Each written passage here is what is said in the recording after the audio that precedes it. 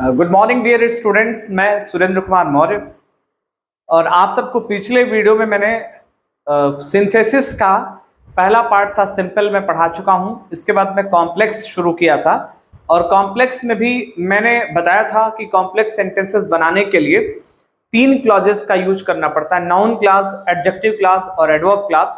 जैसा कि मैंने पहले आपको नाउन क्लास पढ़ाया था इसके पहले वाले लेक्चर में, और उसमें जो कंजंक्शन यूज किए जाते हैं वो WH वाले वर्ड हु, वेयर, व्हाट, ये सब यूज किए जाते थे।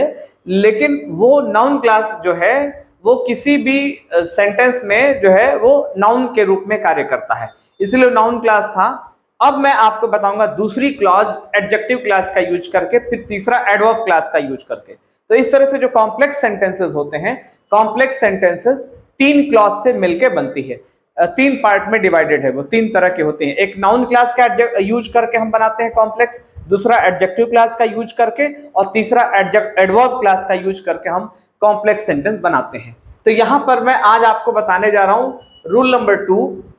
मैंने हेडिंग दिया है formation of complex sentences. Means complex sentences का कैसे निर्माण किया जाता है, कैसे उसका फॉर्मेशन किया जाता है, उसको कैसे बनाया जाता है, वो हम सीख रहे हैं। और पहला रूल हम पढ़ा चुके हैं नाउन क्लास का यूज करके। अब रूल नंबर 2 में मैं आपको बताने जा रहा हूं by using adjective class. Means इसमें जो सबऑर्डिनेट क्लास है वो एडजेक्टिव के रूप में कार्य करेगी, उसके पहले नाउन के रूप में कार्य कर रही थी, इसलिए उसका नाम नाउन क्लास था। अब इसमें जो है एडजेक्टिव का वर्क करेगी, एडजेक्टिव के रूप में कार्य करेगी ये क्लॉज, इसलिए इसको हम एडजेक्टिव क्लास कहते हैं। और एडजेक्टिव क्लास किससे, या तो उसमें रिलेटिव प्रोनाउन का यूज होगा या रिलेटिव एडवर्ब का यूज होगा। तो ये याद रखेंगे कि यही सारे कंजंक्शंस WH वाले वर्ड जो है हु, हुम, हुज, विच, ये सब, या दैट, या इधर वेयर, ये सब यही कंजंक्शन भी है, कंजंक्शन का काम करेंगे। और इनको हम ये कहेंगे कि ये रिलेटिव प्रोनाउन भी है। तो जब हु का यूज करना रहेगा, हु भी आपका क्या है, रिलेटिव प्रोनाउन है। तो ये सभी रिलेटिव प्रोनाउन है।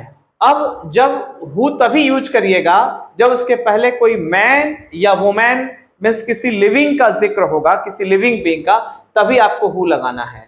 और हुम भी और हुज भी, ये याद रखना है कि ये तभी लगाना है जब इसके पहले किसी मैन या वुमेन का जिक्र होगा, किसी सजीव का, तो आप हु लगाइएगा। हु की मीनिंग यहाँ पे जो या जिसने निकलेगा। जैसे बोलते ना कि ये वही लड़का है जो कल मुझसे वहां मिला था, या वही आदमी है जिसने मेरी मोबाइल चुराई है। तो जिसने या जो आएगा तो आपको हु लगाना है। और हु जो है यहाँ पे किस रूप में कार्य करेगा, रिलेटिव प्रोनाउन का काम करेगा, और ये कंजंक्शन का भी काम करेगा। और हु तभी लगाइएगा जब उसके पहले कोई मैन या वुमेन या कोई सजीव का जिक्र होगा। और उसी का हु के ही फैमिली का हुम है, हु का ही ऑब्जेक्टिव फॉर्म है हुम, WHOM। हुम से पहले भी कोई मैन या वुमेन आना चाहिए, कोई सजीव आना चाहिए, तभी हुम लगेगा। और हुम की मीनिंग जिसे निकलेगा, और जिसे या जिसको निकलेगा। और इसके बाद WHOSE, हुज, मींस जिसका, जिसकी, जिसके। तो ये सभी कंजंक्शन का भी कार्य करेंगे, और इन्हीं को हम रिलेटिव प्रोनाउन भी कहते हैं। ये ज से निकलेगा, और ये जब नाउन क्लास में था तो इसका क से निकल रहा था। जैसे हु मतलब कि कौन, हुम मतलब कि किसे, हुज मतलब किसका, किसकी, किसके आ रहा था, क से निकल रहा था साउंड।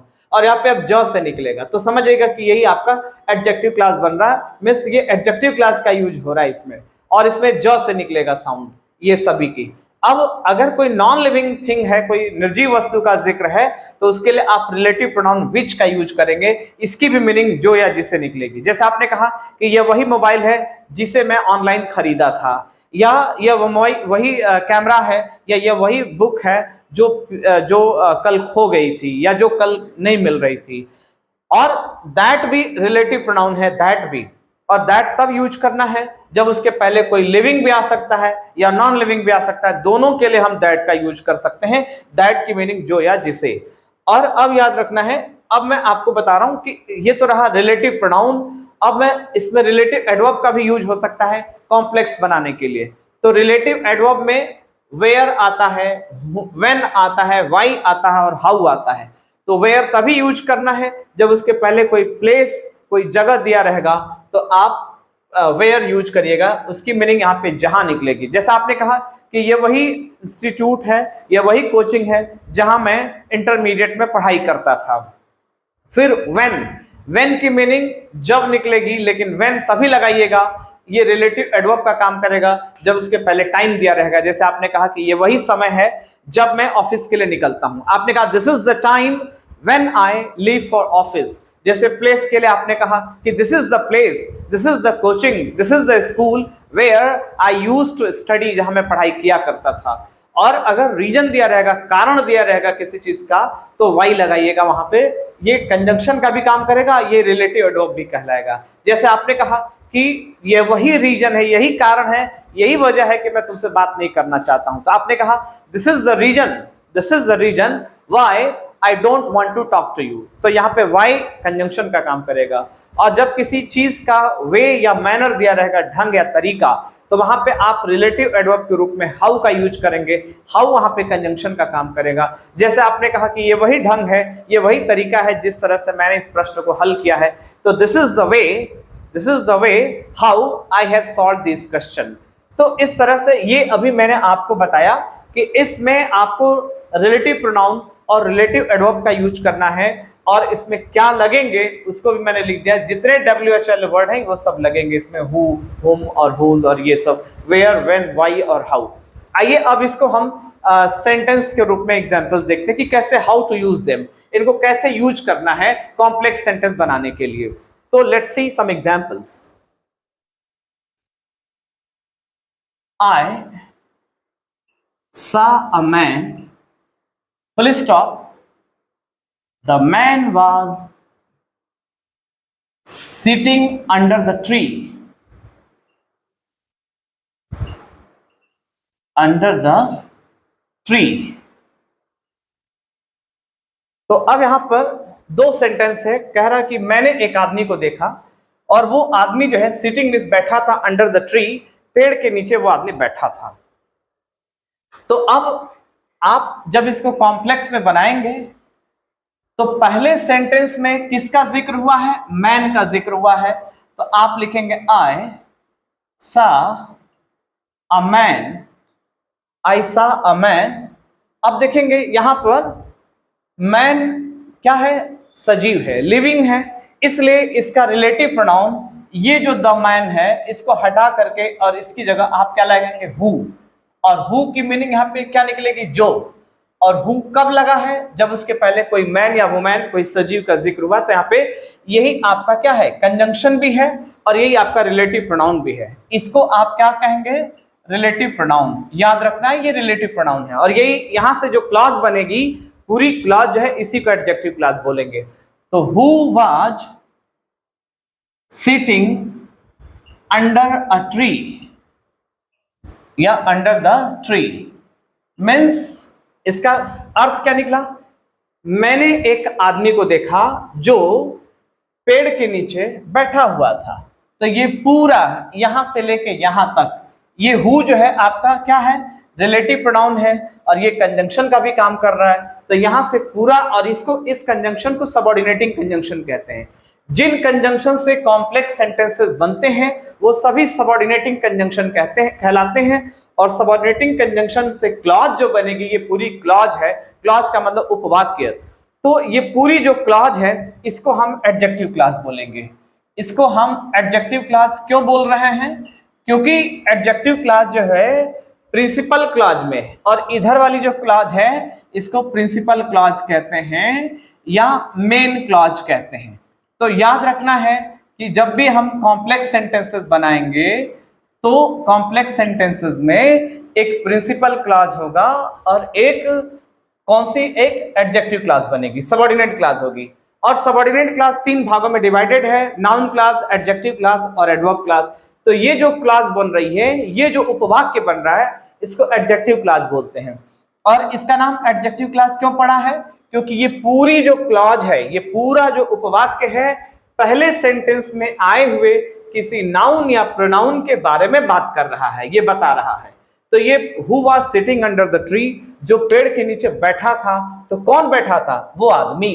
तो उस मैन के लिए ये पूरी जो क्लॉज है एडजेक्टिव की तरह से कार्य कर रही है, इसके बारे में कुछ बता रही है, इसीलिए इसको हम एडजेक्टिव क्लॉज बोलते हैं। और जब भी कोई मैन या वुमेन कोई सजीव रहेगा तो हु लगाइएगा रिलेटिव प्रोनाउन के रूप में। नेक्स्ट है, अगला है I gave him a mobile. I gave him a mobile, the mobile was expensive. जो मोबाइल था वो महंगा था, एक्सपेंसिव था या कॉस्टली भी था, ये कह सकते हैं, एक्सपेंसिव था। तो अब इसको हम कॉम्प्लेक्स में जब बनाएंगे तो पहले सेंटेंस में आया हुआ ये जो मोबाइल शब्द है ये नाउन है और ये निर्जीव वस्तु है। तो अब इस मोबाइल को हटा करके इसकी जगह इस नाउन का जो प्रोनाउन होगा रिलेटिव प्रोनाउन विच का यूज करेंगे। क्यों? क्योंकि विच से पहले कोई नॉन लिविंग थिंग आना चाहिए, कोई निर्जीव वस्तु आना चाहिए। तो आपने लिखा I gave him a mobile, I gave him a mobile, और इस मोबाइल को हटा के इसकी जगह रिलेटिव प्रोनाउन आपने लगाया विच वाज एक्सपेंसिव। जो एक्सपेंसिव था, कॉस्टली था, महंगा था। तो विच यहाँ पे क्या है? रिलेटिव प्रोनाउन का काम कर रहा है। और ये पूरी जो क्लॉज बनी इस रिलेटिव प्रोनाउन से, ये कंजंक्शन भी है, ये रिलेटिव प्रोनाउन भी है, तो ये पूरी क्लॉज जो है एडजेक्टिव क्लॉज कहलाएगी। और क्यों एडजेक्टिव क्लॉज कहलाएगी? क्योंकि ये प्रिंसिपल क्लॉज में मिस पहले आए हुए उपवाक्य में जो ये नाउन है, जो निर्जीव वस्तु है, उसके बारे में बात कर रही है, इसीलिए हम इसको एडजेक्टिव क्लॉज बोलते हैं। और याद रखेगा विच से पहले कोई नॉन लिविंग थिंग आना चाहिए, कोई निर्जीव वस्तु आना चाहिए। तीसरा सेंटेंस है जैसे दिस इज द बॉय, यह या दिस इज अ बॉय या दिस इज द बॉय। फिर है अगला है his bike has been stolen, his bike has been stolen. पहला सेंटेंस क्या कह रहा है कि ये वही लड़का है, this is the boy, his bike has been stolen, उसकी बाइक क्या हो गई है? चोरी हो गई है, स्टोलन हो गई किसी के द्वारा। तो अब आप क्या कर रहे हैं कि यह वही लड़का है, दिस इज द बॉय। अब यहां पे हिज को हटा करके आप रिलेटिव प्रोनाउन के रूप में क्या लिखेंगे? हुज बाइक, जिसकी बाइक चोरी हो गई है, whose bike has been stolen, means यह वही लड़का है जिसकी बाइक चोरी हो गई है। तो हुज देखिए यहां पर ये रिलेटिव प्रोनाउन है और इसके पहले किसी मैन या वुमेन का जिक्र हुआ, किसी लिविंग का जिक्र हुआ, सजीव का जिक्र हुआ। यहाँ पे हुज मतलब जिसका, जिसकी, जिसके। और हुज तभी लगेगा जब इसके साथ कोई नाउन जुड़ा रहेगा, जिसकी बाइक, देखिए बाइक यहाँ पे जुड़ा हुआ है, जिसकी बाइक चोरी हो गई है। तो और जब भी रिलेटिव प्रोनाउन लगेगा तो उसके पहले जो आने वाला जो नाउन है उसको एंटीसीडेंट बोलते हैं, और उस एंटीसीडेंट से पहले द का होना जरूरी है। जैसे यहां पर भी है, तो ये याद रखिएगा, I gave him a mobile which was expensive, या आई गेव हिम। तो ये भी ध्यान रखना हम लोग को कि रिलेटिव प्रोनाउन से पहले कोई सजीव का होना चाहिए। हु, हुज और हुम से पहले कोई मैन या वुमेन आना चाहिए। और विच कब लगेगा? जब कोई नॉन लिविंग थिंग रहेगा, कोई निर्जीव वस्तु रहेगा, तो रिलेटिव प्रोनाउन विच लगाइएगा। His brother was a criminal, his brother was a criminal, the police arrested him, the police arrested him. तो अब इसको जब हम कॉम्प्लेक्स में यूज करेंगे तो अब आप लिखेंगे his brother was a criminal, criminal जिसे, उसका भाई एक क्रिमिनल था जिसे पुलिस ने गिरफ्तार कर लिया। तो अब ये जो हिम है, हिम को हटा करके हुम लगा देंगे। हुम माने जिसे, उसे को हटा करके जिसे लगा देंगे और यहां पे लिखेंगे हुम। द पुलिस अरेस्टेड, जिसे पुलिस ने गिरफ्तार कर लिया। तो his brother was a criminal whom the police arrested, जिसे पुलिस ने गिरफ्तार कर लिया। तो ये जो है रिलेटिव प्रोनाउन है whom, और whom से पहले जो नाउन आया है ये किसी मैन या वुमेन के रूप में होना चाहिए, कोई सजीव होना चाहिए। और whom मतलब जिसे पुलिस ने गिरफ्तार कर लिया। तो हिम को हटा के आपने क्या लिख दिया, whom मींस जिसे। तो जहां जिसे की जरूरत पड़ेगी वहां पे whom लगाइएगा, जहां पे जिसका जिसकी की जरूरत पड़ेगी whose लगाइएगा, जहां पे जो या जिसने लगेगा वहां पे who लगाइएगा। तो ये रहा। अब हम और देखते हैं। The man was caught, the man was caught, he stole my watch, he stole my watch. तो अब यहां पर आप इसको जब कॉम्प्लेक्स सेंटेंस बनाएंगे तो ऐसे लिखेंगे, द मैन, अब यहां पे ही को हटा के हु लगाइएगा, the man who stole my watch was caught. तो अब आपको क्या करना है कि द मैन ये सब्जेक्ट है और इसका वाज कॉट ये प्रेडिकेट है, ये अलग कर देंगे, तोड़ देंगे। द मैन को अलग कर देंगे, वाज कॉट को अलग कर देंगे, और बीच में ये जो आपका सबऑर्डिनेट क्लास है यहाँ पे हु लगा करके बीच में सेट कर देंगे। तो द मैन हु, ही को हटा के हु लगाना है, who stole my watch was cot, was cot means यहां पे देखें हु से पहले कौन आया है, कोई सजीव का जिक्र हुआ है। तो वह आदमी, अच्छा यहां पे द का मतलब दैट की तरह निकलेगा, यहां द का अर्थ दैट की तरह, याद रखिएगा। वह आदमी जो मेरी घड़ी चुराया था क्या हो गया, पकड़ा गया, वाज कॉट। तो ये जो वाज कॉट है ये किससे संबंधित है, द मैन से। तो इसका ये टूटा हुआ हिस्सा है, the man was cot means वह आदमी पकड़ा गया। अब कौन आदमी पकड़ा गया, जिसने मेरी वॉच चुराई थी, who stole my watch was cot, the man who stole my watch was cot. तो अब देखेंगे हु जो है यहाँ पे रिलेटिव प्रोनाउन है, और ये पूरी जो क्लॉज है इसको हम एडजेक्टिव क्लॉज बोलेंगे। और इस एडजेक्टिव क्लॉज का कार्य क्या है, पहले क्लॉज में आए हुए जो मैन है, जो नाउन है, उसी के बारे में बता रही है क्लॉज, और इस बार हमको तोड़ना पड़ गया है। द मैन को अलग, इसी का टूटा हुआ हिस्सा, इसी का ये प्रेडिकेट है, द मैन वाज कॉट मतलब वो आदमी पकड़ा गया। अब कौन सा आदमी पकड़ा गया भाई, जो मेरी घड़ी चुराया था। तो हु स्टोल माई वॉच, यहाँ पर ये आपका कौन सी क्लॉज है, एडजेक्टिव क्लॉज है। जरूरत पड़ने पे आपको एडजेक्टिव क्लॉज को बीच में सेट करना पड़ेगा, प्रिंसिपल क्लॉज को तोड़ना पड़ेगा। प्रिंसिपल क्लॉज का सब्जेक्ट अलग, प्रेडिकेट अलग, और बीच में हमने यहाँ पे एडजेक्टिव क्लॉज को सेट किया। तो ये जितना भी आपने देखा, अच्छा विच का यूज जैसे जैसे आ गया, आई सा अ डॉग, मैंने एक कुत्ते को देखा।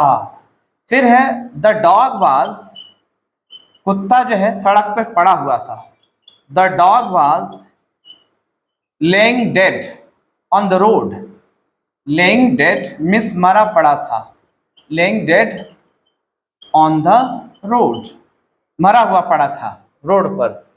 तो अब यहां पर जब इसको आप कॉम्प्लेक्स में चेंज करेंगे तो ये याद रखेंगे कि पहले सेंटेंस में किसका जिक्र हुआ है, डॉग का जिक्र हुआ है। मीन्स ये डॉग के बारे में ही ये बात कही जा रही कि ये जो पहले सेंटेंस में जो डॉग आया है उसी डॉग के बारे में ये सेंटेंस बता रहा कि वो कुत्ता जो है मरा हुआ रोड पे पड़ा था। लेइंग मीन्स लेटा पड़ा था, मरा मीन्स मरा पड़ा था रोड पर, तो लेइंग डेड। तो अब यहां पर आप क्या करेंगे, जो डॉग है इस डॉग को हटा करके विच लगाइएगा, क्योंकि विच का मैंने बताया था कि नॉन लिविंग थिंग के लिए यूज होता है, लेकिन साथ ही साथ ये भी याद रख लीजिएगा कि विच का यूज किसी एनिमल के लिए भी यूज किया जाता है। तो अब आप क्या लिखेंगे, आई सा अ डॉग, और द डॉग को हटा के विच लगाया है, रिलेटिव प्रोनाउन। क्यों, क्योंकि विच किसी एनिमल के लिए भी यूज हो सकता है। विच वाज मीन्स जो पड़ा था, लेइंग डेड कहां, सड़क पे, ऑन द रोड। तो ये आपने देखा, ये सारे एग्जाम्पल सब ये रिलेटिव रिलेटिव प्रोनाउन का यूज करके। सब आरपी आरपी मैंने लिखा है, सभी जो है यहाँ पे रिलेटिव प्रोनाउन है। अब मैं जो आपको एग्जांपल्स दूंगा 7वां 8वां, वो सभी रिलेटिव एडवर्ब का यूज करके। तो आइए उसको भी देख लेते हैं। नेक्स्ट है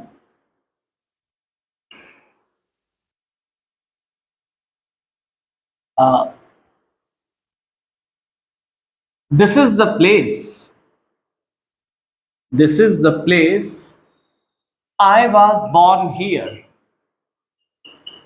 I was born here।